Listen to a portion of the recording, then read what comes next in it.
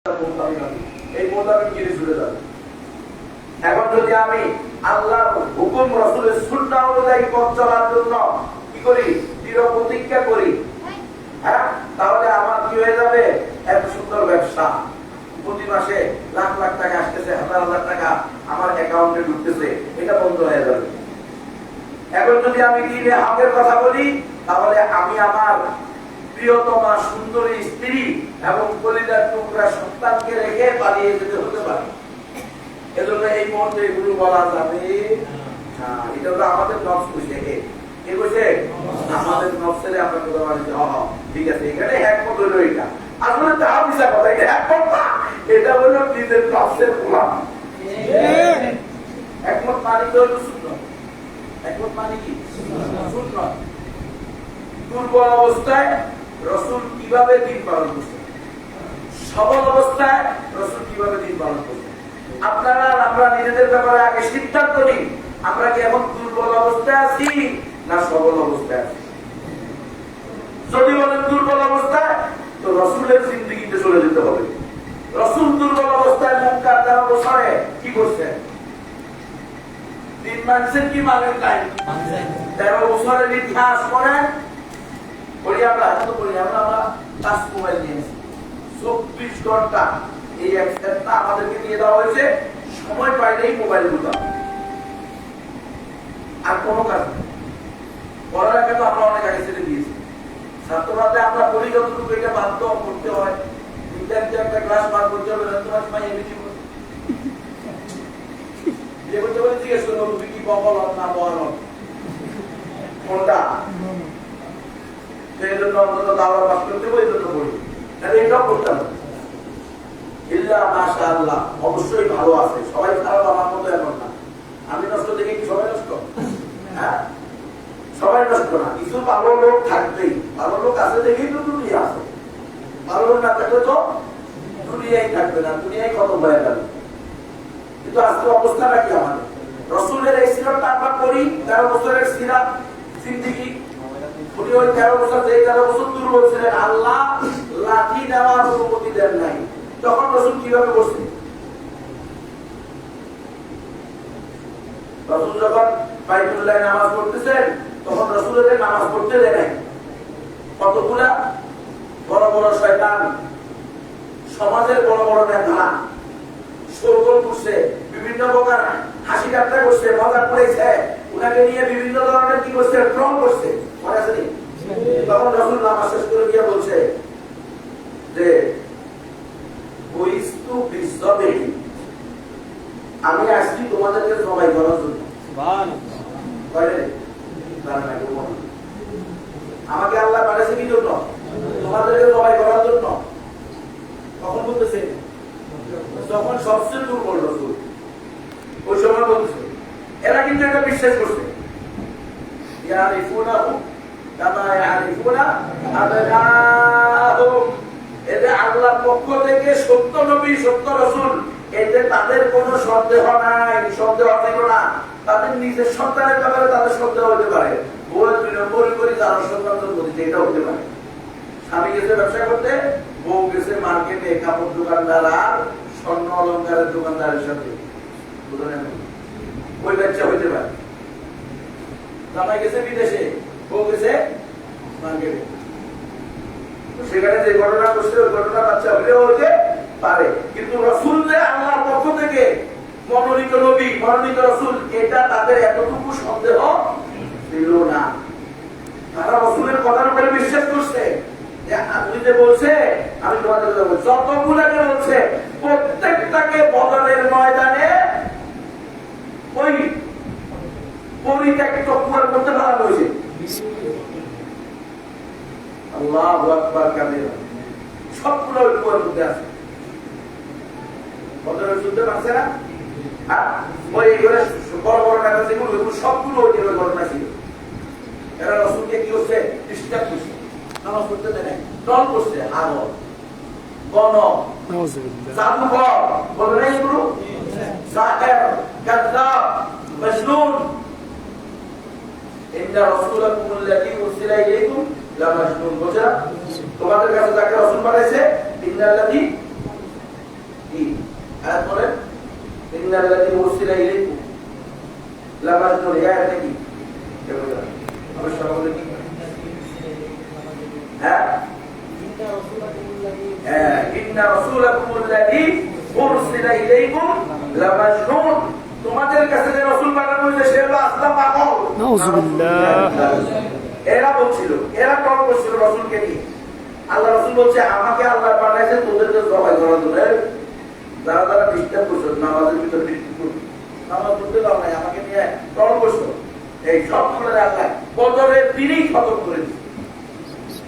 আরেকটা আছে না উমাইয়া ইবনে খালুদ, ওই যে খচ্চর বাড়িতেছিল, রাসূলকে দেখে বলছে এই মুহাম্মদ দেখো আমি এটা বলতেছি তোমাকে এটার উপরে চড়ে তোমাকে হত্যা করব বলছিল না?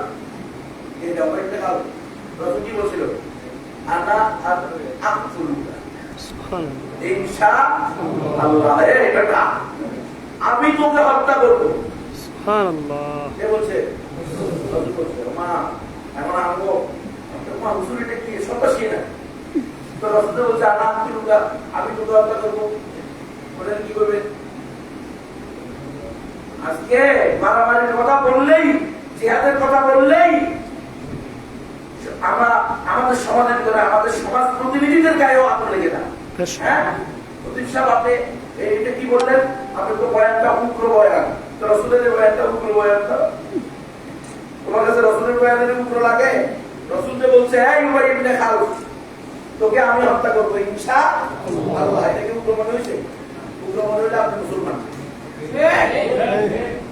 আপনি মুসলমানই না।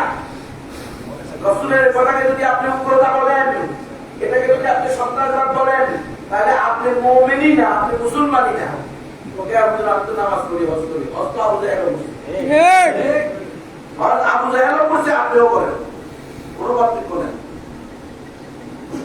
আল্লাহ রাসূল দুর্বল অবস্থায় দাওয়াত দিচ্ছেন, দুর্বল অবস্থায় দাওয়াত দিতে গিয়ে আল্লাহ তখন যে বিধান নাযিল হয়েছে একটা বিধান পরিবর্তন করেন না। হ্যাঁ প্রকাশ্যে বলেন নাই, গোপনে করছেন। হ্যাঁ দারুল আরকামে আরকাম রাদিয়াল্লাহু তাআলা ঘরের মধ্যে কি হইতো? তালিম হইতো, দিন রাতের বেলায়, দিনের বেলায় গোপন, কিন্তু তালিম হইতো। আল্লাহ তা নাযিল করছে, সেটা যথাযথ প্রয়োগ হইতো, যতটুকু বিধান তখন ছিল ততটুকু। রাসূল দাওয়াতের কাজ বন্ধ করছেন, দ্বীনের কাজ পরিবর্তন করছেন? পরিবর্তন করেন নাই, যা ছিল তা করছেন। হ্যাঁ প্রকাশ্যে না পারলে গোপনে করছেন, গোপনে হলেও করতে হবে। এটা আল্লাহর পক্ষ থেকে ফরজ বিধান, আল্লাহ দিয়েছে এই বিধান করার জন্য, এই হুকুম, এই দায়িত্ব পালন করার জন্য। রাসূলকে এই ধরনের কথা বলতো, ভিক্ষুক বলতো, রাসূলকে গণক বলতো, জাদুকর বলতো, আজব বলতো, রাসূলকে শয়তানের আসল বস্তু এগুলো বলতো। এটা কি রাসূল জানতো না? রাসূল যখন এগুলো শুনতো, রাসূল কষ্ট পাইতো কি পাইতো না? তো আল্লাহ বলতেছেন ওয়ালাকাদ না'লামু আন্নাকা ইয়াদিকু সাদরুকা বিমা ইয়াকুলুন। রাসূল আপনি মনে করবেন না আপনার ব্যাপারে এদের যে কটূক্তিগুলো, এদের যে আপনার দিলকে ভোমরে মুসড়ে তছনছ করে দেওয়া, আপনার বিরুদ্ধে এদের এক একটা বাক্য সম্পর্কে আমি জানি। ওয়ালাকাদ না'লামু আন্নাকা ইয়াদিকু সাদরুকা বিমা ইয়াকুলুন। রাসূল এরা আপনাকে যে সকল কথা বলে, অশালীন মন্তব্য করে, আপনার জন্য প্রযোজ্য না এমন কথা বলে, এমন গল্প বলে, এমন কবিতা লিখে এরা যে আপনাকে কষ্ট দেয়, এটা আমি রব্বুল আলামিন জানি। কিন্তু জানার পরেও ফাসাব্বিহ বিহামদি রাব্বিকা ওয়া কুম মিনাস সাজিদিন, আপনি আল্লাহর তাসবিহ করতেই থাকেন, আল্লাহর পবিত্রতা বর্ণনা করতেই থাকেন এবং সিজদাকারীদের মধ্যে শামিল হন, সিজদাকারীদের অন্তর্ভুক্ত হন।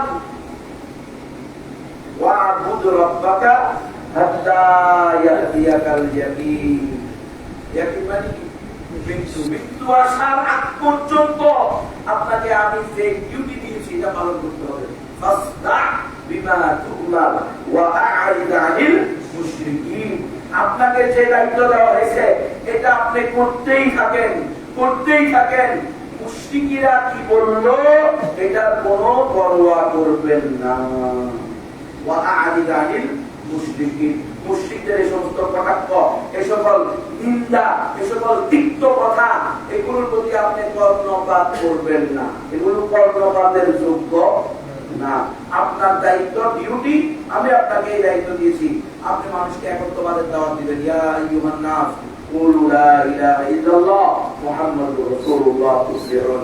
এই দুনিয়ার লোক সকল, হিন্দুরা, বৌদ্ধরা, খ্রিস্টানরা, ইহুদিরা, নাস্তিকরা, আসো সবাই মিলে বলো লা ইলাহা ইল্লাল্লাহ মুহাম্মাদুর রাসূলুল্লাহ। দুনিয়াতে শান্তি, আখিরাতে মুক্তি পাইবা। আপনার ডিউটি এটা, আপনার কাজ এটা, আপনাকে আমি নিয়োগ দিয়েছি এই জন্য রাসূল হিসেবে। ওয়া'বুদ রাব্বাকা হাত্তা ইয়াতিয়াকাল ইয়াকিন। যার কারণে মক্কার কাফের মুশরিকরা আল্লাহ রাসূলের দুর্বল অবস্থায়, আল্লাহ রাসূলকে যতই পিটেছে, যতই আঘাত করছে, যতই কষ্ট দিছে, রাসূল কি দাওয়াতের কাজ ছাড়ছে?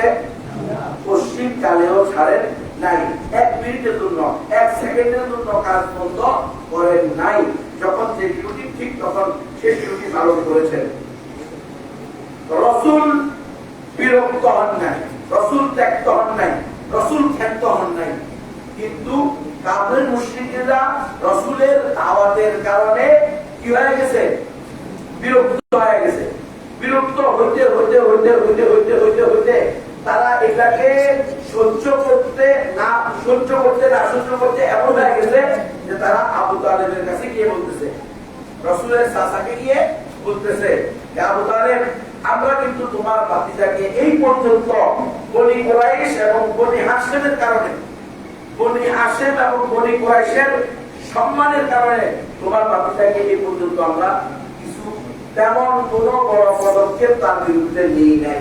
কিন্তু দেখো, আমরাও তো মানুষ, আমাদেরও কিন্তু কি আছে? ধৈর্যের একটা সীমা আছে। ধৈর্যের সীমা ছেড়ে গেলে কিন্তু আমরা তোমার ভাতিজা দেখবো না, আব্দুল মুত্তালিবের নাতি দেখবো না, বনি হাশিমের সন্তান দেখবো না, কুরাইশের বংশধর দেখবো না। আমরা কিন্তু গায়ে হাত তুলতে এতটুকু উদ্ভাবন করবো না। আমাদের দেখবো হাইরে খোদা, ভাতিজা জন্মগতভাবে এতিম, জন্মই হয়েছে কি হইয়া? এতিম হইয়া। মাও হারাইছে 6 বয়সে, 6 বছর বয়সে। দাদাকেও হারাইছে 12 বছর বয়সে। আমি চাচা, আমার অবস্থা খুব একটা ভালো না, প্রায় জীবনের শেষ প্রহর বলতেছি। এখন যদি আমার ভাতিজার উপরে এরা যে কোনো ধরনের আক্রমণ করে বসে, আমার ভাতিজাকে ছায়া দিলে, আশ্রয় দিলে কে? মূলত ভাতিজার প্রতি মহব্বত, ভালোবাসা দেখিয়ে ভাতিজাকে ডেকে বলতেছেন, হ্যাঁ ইয়ার নাম কি? হে আমার ভাতুষপুত্র, হে আমার ভাতিজা, তোমার কওমের সর্দারেরা আমার কাছে আসে, তারা তোমার ব্যাপারে এই ফেসলা করতেছে। দেখো ভাতিজা, এই বয়সে এসে আমাকে আর এমন কোন বিষয়ে আমাকে বাধ্য করিও না, যেটা আমার জন্য মানা, আমার জন্য ধৈর্য ধারণ করা কঠিন।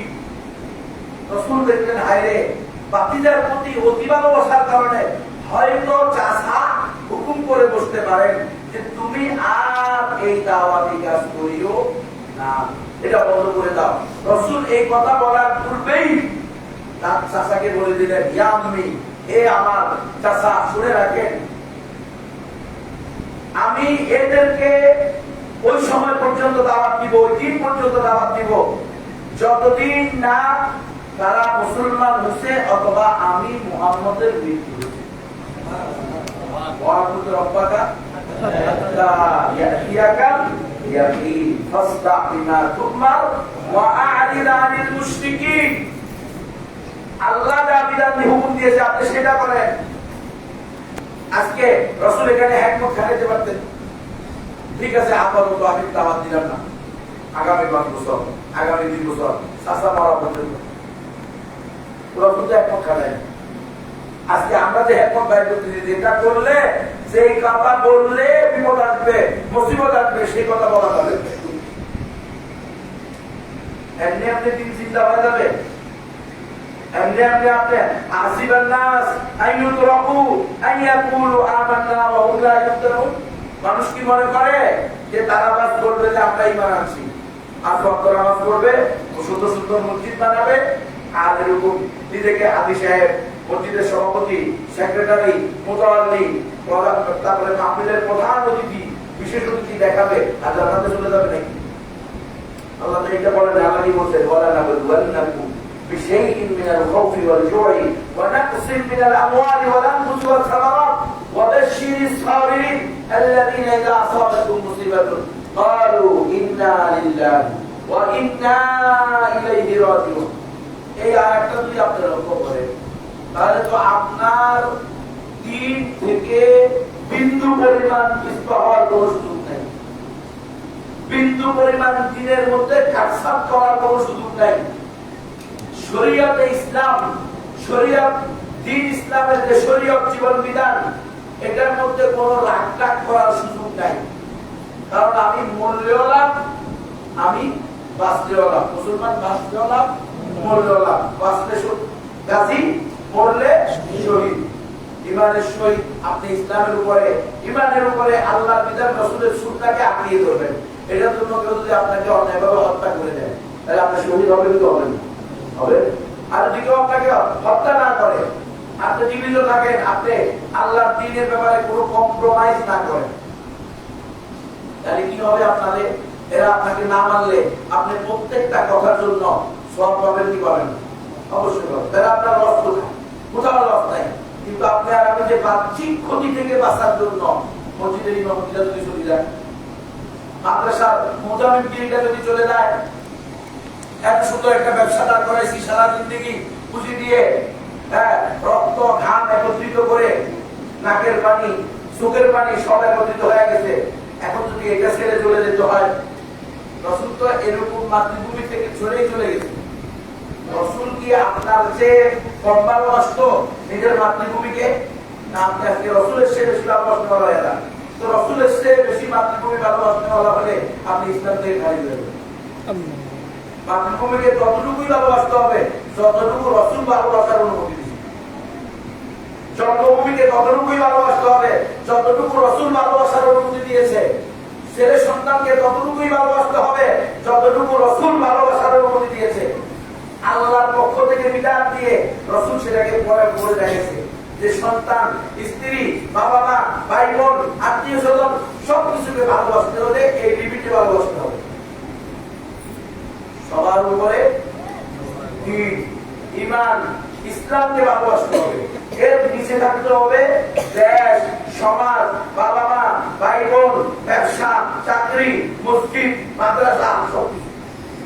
এর উপরে গেলে সমস্যা, সেটা আল্লাহর দেওয়া বিধান, রাসূলের পদ্ধতিতে আর থাকবে না। তো আজকে আমরা আমাদের আল্লাহ পর্যন্ত ডিউটি পালন না করার কারণে বিভিন্ন প্রশ্নের বলে অমুসলিমে দাওয়াত দেওয়া। কি সমস্যা এখানে? আপনার প্রতিবেশী হিন্দু, আপনার প্রতিবেশী উপজাতি, আপনার প্রতিবেশী কাদিয়ানি, আপনার প্রতিবেশী হিজবুত তাওহীদ, এরাও কিন্তু খাবে নাকি? কাদিয়ানিদের কি কাপড় পরে না? কাপড় পরে না হলে আপনি মুসলমান। কাদিয়ানিরা খাবে। পেশিমানের উম্মতের সর্বসম্মত ফতুয়া। কাদিয়ানিরা কি খাবে? পেশিমা হয়ে গেলে সেটা মেনে নিতে হবে। সারা বিশ্বের সকল মুসলমানদের ফতুয়া, কাদিয়ানিরা কি খাবে?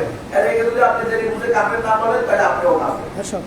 এরা আপনার প্রতিবেশী কাদিয়ানি, আপনার প্রতিবেশী হিজবুত তাওহীদ, যারা ওয়াহদাতুল আদিয়ানে বিশ্বাস করে। তো আপনি এদেরকে যদি দাওয়াত না দেন, এদেরকে দাওয়াত দিতে আপনার সমস্যা কি? উঠা বসা, লেন দেন, চলা ফেরা সবকিছু এদের সাথে হচ্ছে। এখানে কি হ্যাকমত? ওই যে এখন কিছু না, এখন হলো নফসের ধোঁকা অথবা তাগুতের ভয়। কথা বলতে নাই? অথবা ওই যে আমরা বানায় সিমাইটিয়া বোঝা, আল্লাহর বাদ দিয়ে প্রকৃত সত্তাকে, প্রকৃত রব্বুল আলামিনকে রব হিসাবে না ধরে আমার মন মতো আমি একটা পীর, একটা সাহেব নিজে বানায় নিয়েছি নিজের মত মতো। এখন এই সাহেব বলছে না না এইটা বানায়, এই সময় অমুসলিমকে দেওয়া যাবে না।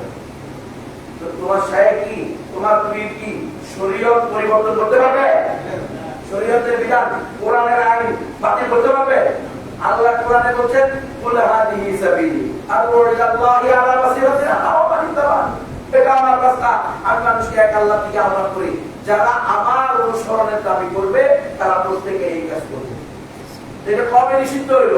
অমুসলিমদেরকে এখন আর দাওয়াত দেওয়া যাবে না, এমন কোন লেখা বই কোরআন হাদিসের আলোচনা বসে তাহলে কেন এটা বন্ধ হয়ে গেছে? ওই একটাই, হয়তো নফসে ধোঁকা দিছে, আর নয়তো মাইকে খোদা দোষী, ওই মাইকে খোদা নিজের দাঁতা নিজের বিকিনে কি করতেছে? আমাকে আল্লাহ শরিয়া থেকে বিরত রাখতেছে, আল্লাহ বিধান থেকে বিরত রাখতেছে। আর না হলে তার মধ্যে ভয় করতেছে, আমি যদি এদেরকে দাওয়াত দিই, খ্রিস্টানরা যদি মুসলমান হয় তা আমার বিরুদ্ধে রেস্ট্রিকশন আসবে আমেরিকা থেকে। আমি যখন দাওয়াত দিতে গিয়েছি কলকাতায় চকরিয়াদের থানা, সেখানে মালুমঘাট একটা জায়গা আছে, মালুমঘাট খ্রিস্টিয়ান মেমোরিয়াল হসপিটাল ডোলাতারাই মেডিকেলে, সেখানে যখন দাওয়াত দিয়েছি তো ওখানে আলহামদুলিল্লাহ মাহফিল হয়েছে বড় আকারে। খ্রিস্টান মিশনারি হসপিটাল এক সাইডে রাস্তা, আর এক সাইডে মরিয়ম পল্লী, বিশাল খ্রিস্টান পল্লী। ওই খ্রিস্টান পল্লীর একদম শুরুতেই হাতি ইউনুস রহমতুল্লাহ আলাইহি পটিয়ার মোতাবেক উনি একটা মাদ্রাসা করছেন, মদিনাতুল উলুম মাদ্রাসা।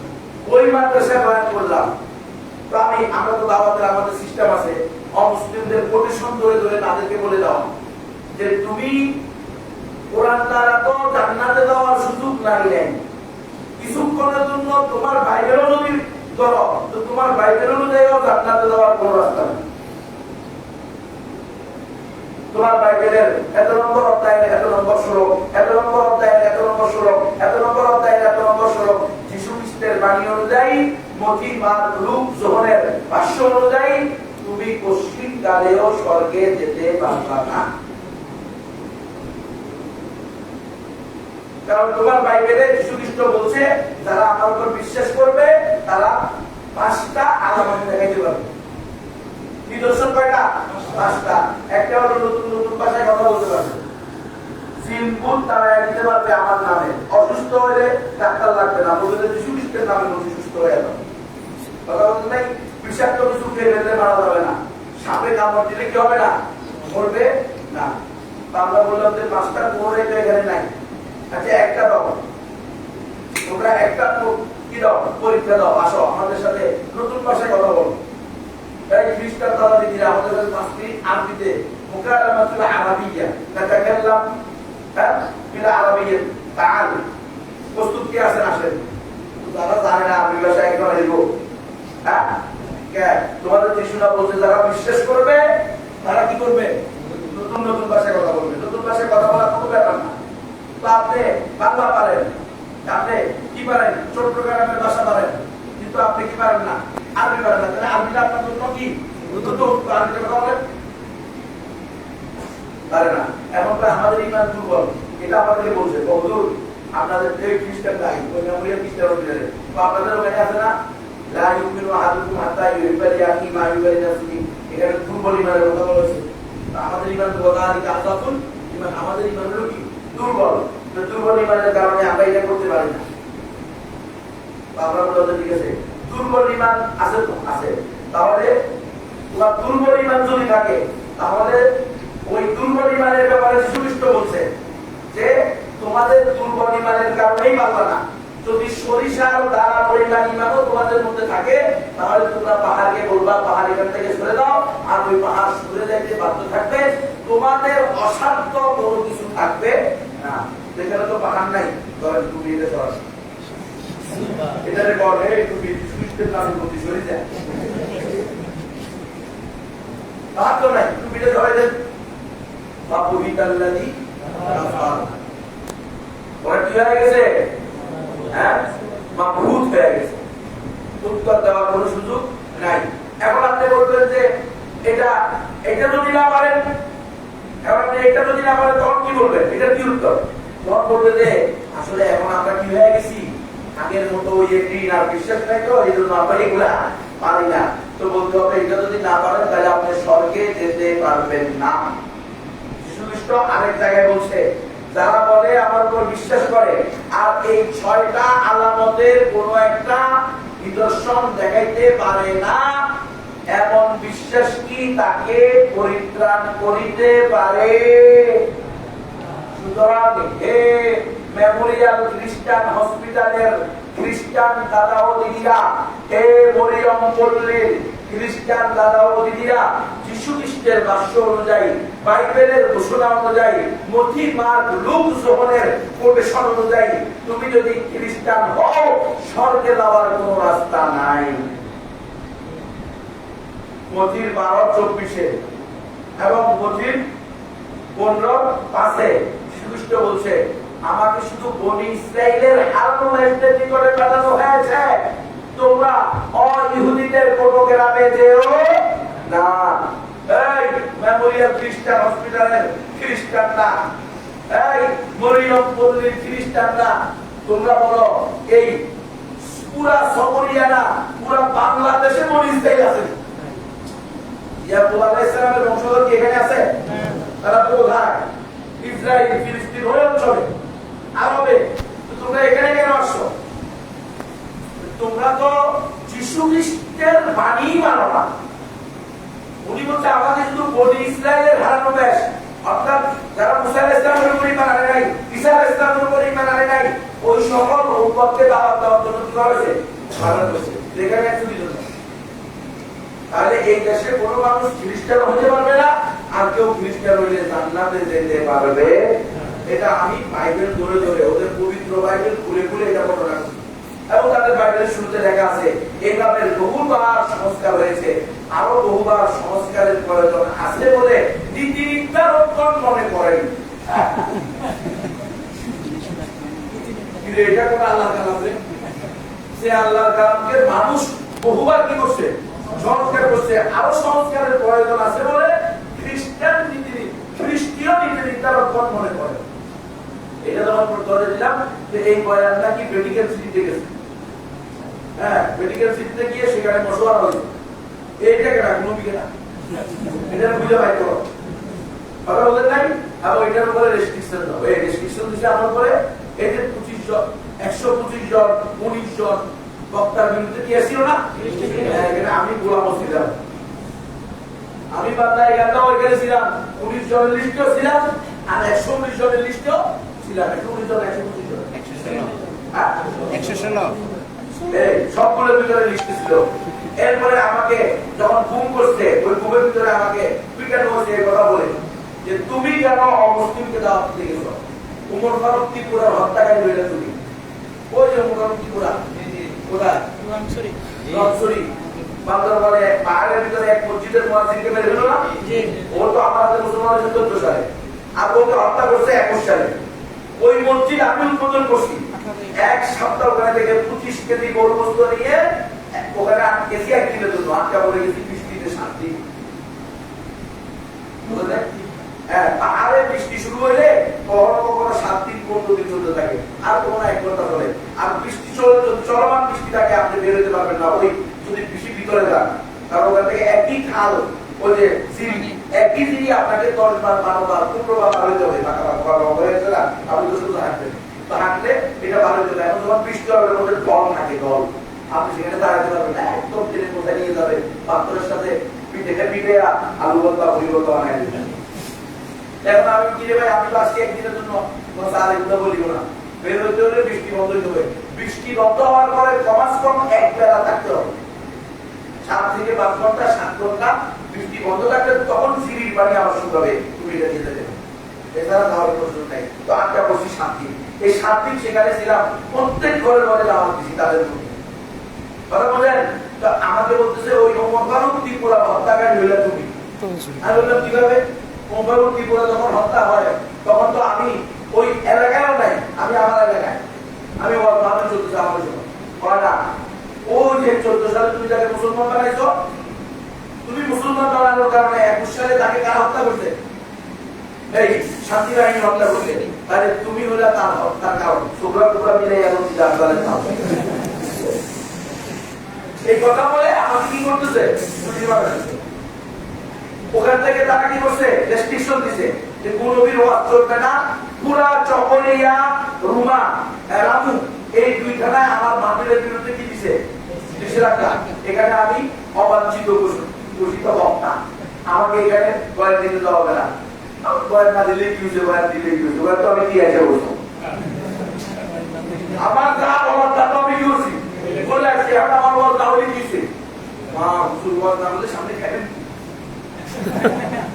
গিয়ে টেনশন তো ওয়াজ করে খাওয়া আছে নাকি খাওয়ানোর মালিক কে আমি বলবো যে আল্লাহই খাওয়ায় আল্লাহই পারে আল্লাহই পারে আল্লাহই বল আমারে আল্লাহ খাওয়াবে না আর যারা বলে যে আল্লাহ বলতে কিছু নেই তাদেরকে আল্লাহ খাওয়াবে এটা কি কোনোদিন আল্লাহর ব্যাপারে এই বজ্রম করা যায় না কিসের পরের বছর এক বছর গেছে শুধু পরের বছর ওই এলাকার চেয়ারম্যানের ছেলে বলছে কোনবি আসলে ওয়াজ হবে কোনদিন আসলে ওয়াজ হবে এখানে ওয়াজ দিতে হলে ওলা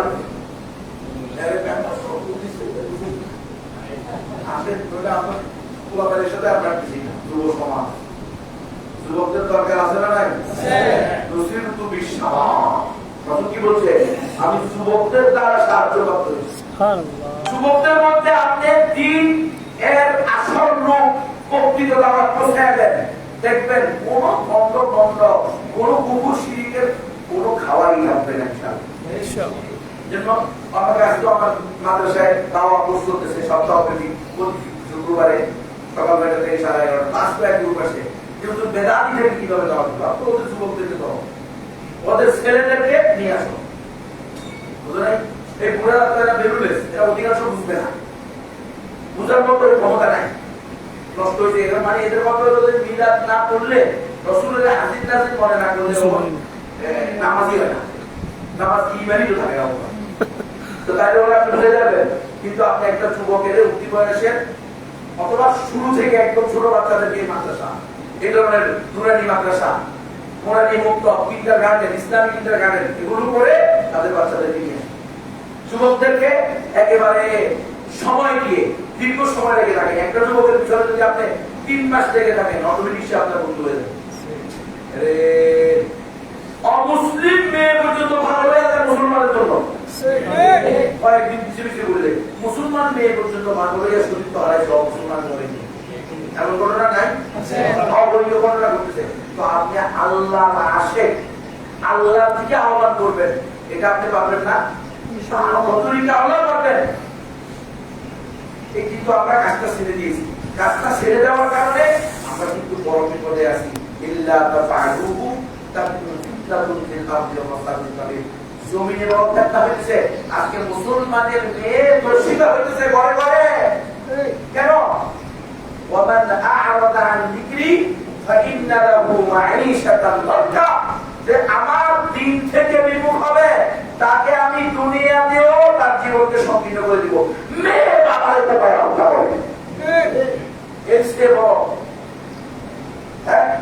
এর চেয়ে বড় বেইজ্জতি আর কি হতে পারে মুসলমানের মেয়ে মুশরিকরা নিয়ে দর্শন করে তার সন্তানদের ঢুকায় দেয় এর চেয়ে বড় আফসোস এবং এর চেয়ে বড় দুঃখের কষ্টের কথা কি হতে পারে কেন বলতে আপনি আর আমি দিন শিখাই নাই আমার সমাজে দিনের তালিম হয় নাই যদি দিনের তালিম হইতো সহি আকীদার তালিম হইতো এই মেয়ে যদি জানতো কি বলতেছে বলতেছে আমি তো মনে করছি সে মুসলিম এজন্য আমি তার প্রেমে পড়ে গেছি আরে বড় মুসলিম হলে কি তার সাথে প্রেম করা বলতো কিরে কিরে মুসলমান ছেলের সাথে প্রেম করা বিবাহ বহির্ভূত সম্পর্ক করা এটা কি বৈধ তো তাহলে তাহলে মেয়েদের কথা বললো যে আমি মনে করছি উনি মুসলমান এই জন্য প্রেম করছি যখন তুঙ্গে চলে গেছে তখন সব দিয়ে দিচ্ছি সব যখন দিয়ে দিচ্ছি তখন উনি অডিও ভিডিও সব রেকর্ড করে আমাদের 2 বছর বসে তো প্রথমে তো ওই ওই মুশরিক তাদের তো শাস্তি হওয়া উচিত অবশ্যই কিন্তু তার আগে এই মেয়ের বাবা মার শাস্তি হওয়া উচিত ঠিক এই বাবা মারে আধা ঘন্টা বাইরে দিলেন ঠিক বেলাদা বেহায়া বেশরম বেহুদা বেআকল বেহিস অনুভূতিহীন বেশরম জিনসামার অনুভূতি আছে নিজের উঠতি বয়সের মেয়েকে কিভাবে ছেড়ে দিছ তাকে তার দায়িত্ব কর্তব্য তার পরিচয় একজন পরপুরুষের সাথে প্রেম করতে পারবে মুসলমানের মেয়ে পাবে আমাদের মেয়েতে আপনার বলে যাওয়ার কারণে আপনার বড় মেয়ে জামাই লোক প্রেম করে আপনার আগরের ভিতরে কি উঠতে হবে সব যায়। আপনার মাথায় এটা ধরে না? আপনার বড় মেয়ের জামাইয়ের সাথে কেমন ছোট মেয়ে থাকতো? এমন ঘটনা নাই রে, এলাকা নাই। নাই এমন ঘটনা। কি কারণে? এর কারণ হলো আপনি আর আমি আমরা দিন থেকে বিমুখ হয়েছি। ব্যাস আমাদের জীবনকে আল্লাহ তাআলা বিশ্বাস করে নেয়। বুঝতেছি না? আরে আপনার মেয়ে তো দুলাভাই থেকে মৃত্যুর মতো লাগবে, মৃত্যু থেকে এরকম ভাববে তাকে এই তালিম দিচ্ছেন। হ্যাঁ, আর আপনার বউ আপনার বন্ধুর লোকে কি সুন্দর রাত্রে রাত দিনকে দিন মোবাইলে কথা বলতেছে। কবে বৈধ হয়েছে? স্বামীর বন্ধুর সাথে স্ত্রী কথা বলা কবে বৈধ হয়েছে ইসলামে? আর আপনি বিদেশ চলে গেছেন, ওর জন্য সিএনজি কি করে দিয়ে গেছেন, সিএনজি ওয়ালাকে ঠিক করে দিয়ে গেছে। বাপের বাড়িতে নিবে আনবে, হাসপাতালে নিবে আনবে, 3 লাখ 24 ঘন্টা যেখানে যাবে সিএনজি ওয়ালা আনবে। একবারে সিএনজি ওয়ালা তারা সম্মান করেছে। আমার তাদিরু উদাহরণ, তুমি দেখছা তোমার সাথে মুআমালা হবে দেখছা। আনা ইনদা দন্নি আব্দি গ্রামের ভাষা কি করবেন, কেমনে বলতাম আমার তো সহ্য হয়ে যেত। আমি আমার বুঝে আসে আপনি মুসলমানের মেয়ে এই কথা কেমনে বলে যে আমি তাকে মুসলমান মনে করে তার ভেবে বসি? মানে কি মুসলমানের লগে ভেদ করা যায় নাকি? সে আল্লাহ কি দেখতেছি, এগুলা কি শুনতেছি? অবৈধ প্রেম, মুসলমান হোক অমুসলমান হোক তাদের সাথে কি বৈধ? আর প্রেম করলেই তার সাথে গিয়ে শারীরিক সম্পর্ক করতে হবে? কি এত জানোয়ারের থেকে নষ্ট, নিকৃষ্ট। জানোয়ার পশু কি বলতো, তারাও তো এমন এমন নিকৃষ্ট। কিন্তু মানে প্রেম করে ভালোবাসি বলছে, আপু আপনাকে আমার ভালো লাগছে, বাস ভালো লাগছে বলছে, এখন তার সাথে কথা বলে যেতে হবে। হ্যাঁ, আপনার হিজাব ভালো লাগে আপু, আপনার বোরকা ভালো লাগে আপু, আপনার নামাজ পড়া ভালো লাগে আপু, বাস এই কথা বলছে দেখে চলে যেতে হবে।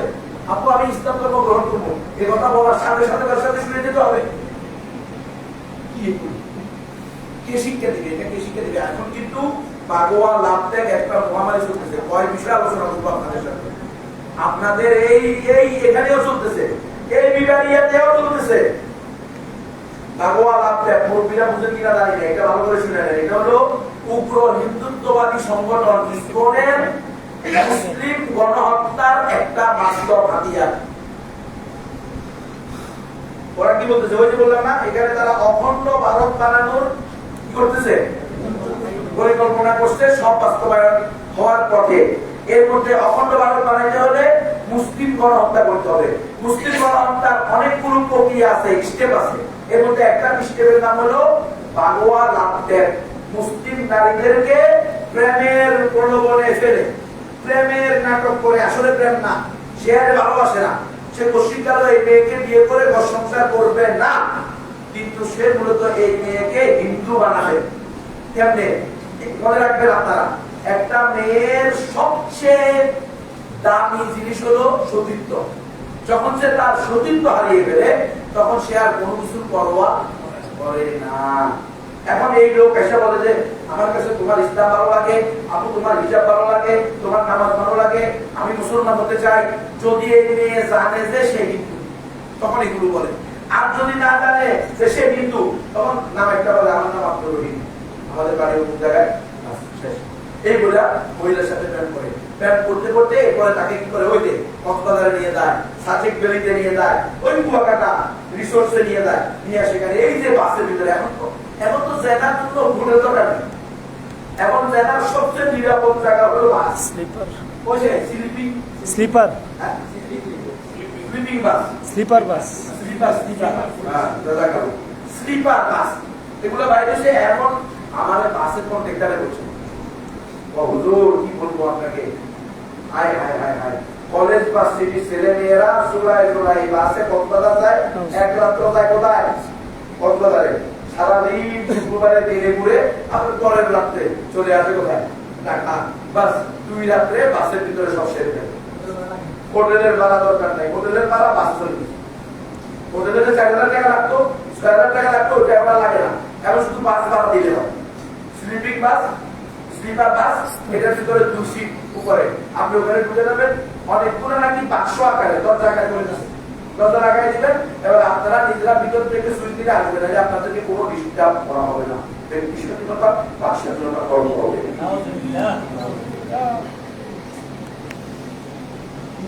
কিভাবে উম্মত জাতিকে বুঝে বেড়াবে? ও বলতেছে আমাদের কম্বল বাড়ির সব ধ্বংস করে দিল। আমি তো কেমনে দাঁড়িয়ে রাখাম, কেমনি করে আপনি বুঝবেন? লজ্জা সরবে মাথা গায়ে করি, কম্বল বাড়ি যা আছে এগুলো নতুন করে দিতে হয় সব। আর এগুলো বোঝা যায় না, বোঝা যায় না। একটা ছেলে মেয়ে কেমনি উঠতে কেমনে রাখতে বোঝা যায় না।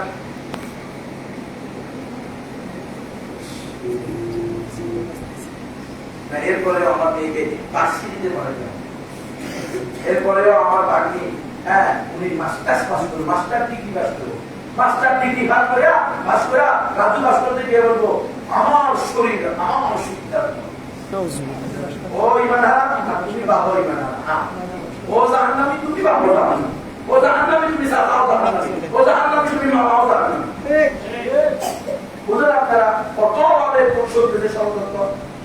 সবচেয়ে বড় একটার মধ্যে একটার নাম হলো বাড়ুয়া লাভ প্রেম, গেরুয়া প্রেমের ফাঁদ। এটা স্কুল প্রত্যেক থানায় থানায়, প্রত্যেক ইউনিয়নে গ্রুপ ভাগ করে দিচ্ছে। আমরা ময়মনসিংহে একটা টিম দর্শী 10 জনের টিম, বাবা আমাদের দাওয়া টিম আছে ওখানে, দাওয়াতুল ইসলাম বাংলাদেশে আমাদের সাথীরা নাইরা, তারা পড়ছে হাতের আগে ধরে তার থেকে ইয়া দিছে, তার স্বীকারোক্তি দিছে। সে বলছে হ্যাঁ আমরা স্কুলের পক্ষ থেকে ডিউটি হিসাবে নিয়োজিত, চাকরি হিসাবে আমাদেরকে নিয়োগ করা হচ্ছে, যে কোনো মুসলিম নারীর সাথে প্রেম করতে পারলেই 10,000 টাকা, আর শারীরিক ভাবে মিলিত হতে পারলে 30,000 টাকা। এরপরে নিয়ে যদি তাদের হাতে তুলে দিতে পারি, এখন প্রেম করে বিয়ে করবে, এখন মেয়ের কথা আমাকে আপনি বিয়ে করতেই হবে, বিয়ে করবো একটা রাস্তা, তুমি কিন্তু হয়ে যাও। তো তুই আগে আমার কাছে কোনো কাজ কেন রাখছি? আমি মনে করছি না, এটা তো তুমি আমার ভালোবাসি না, তোমাকে কিভাবে বসি তো এই জন্য তোমার কাছে তুমি আমার জান, তুমি আমার কল্লা মাথা, তোমার জন্য 700 টাকা বাড়ি দিতে পারি, এই জন্য মিথ্যা কথা একটা কিনছি, এই জন্য এটা করছি। তোমার বাসরে আসলাম, বুঝলেন? তুমি আমার হিন্দু হয়ে যাও, ধর্ম আমি, আমার সাথে হিন্দু হও, আমাদের ধর্মীয় রীতিতে বিয়ে হবে। তো যে মেয়ের সবচেয়ে বড় দাবি সম্পত্তি করে ফেলছে, হারাই ফেলছে, এখন সে মনে করে যে 180 ডিগ্রিতে চলতেছে প্রেমের লীলা খেলা। এখন কি এখানে হার্ট ব্রেক করে ফিরে আসা এগুলো করা সম্ভব? সম্ভব না। গেলে গেলাম, ধর্ম তো এমনি মানি না। আমার বাপের পড়ে না নামাজ, মায়ের পড়ে না পর্দা, ঘরের ভিতরে সরে সুদি ব্যবসা, তা আমি আর মুসলমান হয়ে গেলাম। সবকিছু চোখবি উপরে আসে, দেখে যে আস্তে স্বামীটা পাওয়া হবে, সুদীর তো পাওয়াছি, আর স্বামীর কাছে গেলে তাহলে কি অলরেডি প্রকাশ পেয়ে গেছে, অডিও ভিডিও সব তার কাছে, এমনি না বললেই সে ছেড়ে দিবে, এক টিপ দিবে ফেসবুকে চলে আসবে। সবকিছু বাদ দিয়ে হিন্দু হয়ে গেছে। কয়েক % হিন্দু হয়ে যায়, কয়েক % হিন্দু হয় না, কিন্তু বছরের পর বছর দোষিতা হয়ে থাকে। কয়েক % পতিতালয়ে পাচার হয়ে যায় ভারতে। বাংলাদেশের 60,000 মেয়েকে ভারতে পাচার করা হয়েছে। বসে বসে গল্প করেন না মাদ্রাসার সেক্রেটারি, হ্যাঁ আমি বড় বক্তা, সেলিব্রিটি আপনার দেশের 60,000 মেয়েদের নিয়ে দর্শন করতেছে কর্মসূচিতে। আমি সেলিব্রিটি, আমি সেলিব্রিটি। প্রত্যেকটা জায়গা থেকে করতে হবে। আল্লাহ কুল্লুকুম রাই ওয়া কুল্লুকুম মাসউলুন আন রাইয়্যিহি। ফালা নাসআলান্না আল্লাযীনা উরসিলা ইলাইহিম ওয়া লা নাসআলান্না আল-মুরসালিন। কাল কিয়ামতের মাঠে জিজ্ঞাসিত হব, আমি খতিব হিসাবে, বক্তা হিসাবে, আপনি মসজিদের সভাপতি হিসাবে, মাদ্রাসার সেক্রেটারি হিসাবে, মুতাবিব হিসাবে, এলাকার বড় হুজুর হিসাবে, এলাকার মাতব্বর সরকার হিসাবে আপনাকে জিজ্ঞেস করা হবে, সরকারি এলাকায় সব না দান্দাবাজি করছে, কি হচ্ছে? স্কুলের সভাপতি সেক্রেটারি আছে, অনেকগুলো কলেজের, হ্যাঁ, এগুলো সবগুলো ধরা গেছে। মানুষ তাদের ছেলে মেয়েকে তোদের কাছে আমানত দিছে, আর তোরা সেখানে প্রেমের লীলা খেলা বানাইছো, আড্ডা, প্রেমের এটা স্কুল না, হ্যাঁ, এটা পাঠশালা না, এটা হলো প্রেমশালা। তুমি কি করছো? তুমি সভাপতি আছো না, সবজি দেখো না? এই মেয়ে আর ছেলেরা কই যেতেছে, কি করছে এরা? এই যে বাংলা লাভের আরেকটা গ্রুপ করে হলো গণদর্শন করে। তখন দেখা যায় এই মেয়েকে কোনোভাবে হাত করতে পারবে না, তখন গণদর্শন করে আর সময় বেড়ে যাবে। সবচেয়ে বড় বিষয় এখন দেখেন, এটা গণহত্যা হইলো কেমনে? গণহত্যা দেখেন, যে মেয়েকে হিন্দু বানায় ফেললো, এই মেয়ের বংশ পরস্পর আসতো, এরা এখন কি হবে? মুসলিম গণহত্যা হয়েছে, আর এর থেকে কি আসবে না? কোন মুসলমান আসবে, শেষ। এর বংশ একটা মেয়ে থেকে তো একটা পৃথিবী হবে না।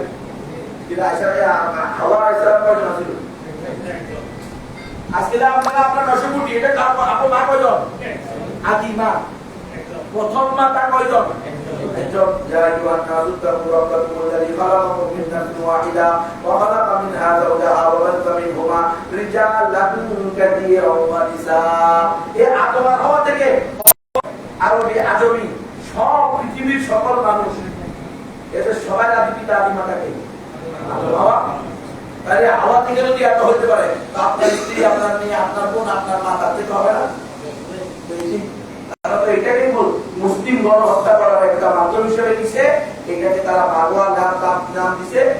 এটা আপনারা পাবেন save our sister, protected our sister নামে দুইটা পেজ আছে ইউটিউব, ফেসবুকে। ওখানে যখন ঢুকবেন তখন আপনারা এটা এখানে লিফলেট আছে। ভাইরা চাই, ভাইরা লিফলেটের ব্যবস্থা করছে, আলহামদুলিল্লাহ আলহামদুলিল্লাহ। যুবকদেরকে নিয়ে কাজ করতে হবে। এলাকার কোন যুবক যেন মাদকে আসক্ত হইতে না পারে, এলাকার কোন যুবক যেন অবৈধ কাজ করতে না পারে। প্রত্যেকের বাপের জায়গায় করবে, এভাবে খবর দেবেন। বলা করে বিয়ে করাবেন না, আমরা ভাবছি আমরাও কিন্তু বাড়িতে জানি, দেখ না সিলেটে জোড়া জোড়া করে কথা জানি। হ্যাঁ, বিয়ে দিবে না, বিয়ে কেটে দিতে হয়, আমরা শিখছি। কি ভাই, আরে দেখেন আপনারা যে সিলেটে রুমে রুমে রিসোর্টের ভিতরে দুজন পাইছে, এলাকার মুরব্বীরা যুবকেরা গিয়ে ধরে বিয়ে বাড়াই 10 লাখ টাকা করে দেন, 12 লাখ টাকা করে দেন, সেটিও পারবে না। কারণ এগুলো তো মস্তা মস্তি, মাইয়াও নষ্ট। মাই বলছে আমি এখানে বার করে আসবো, মনে পারিস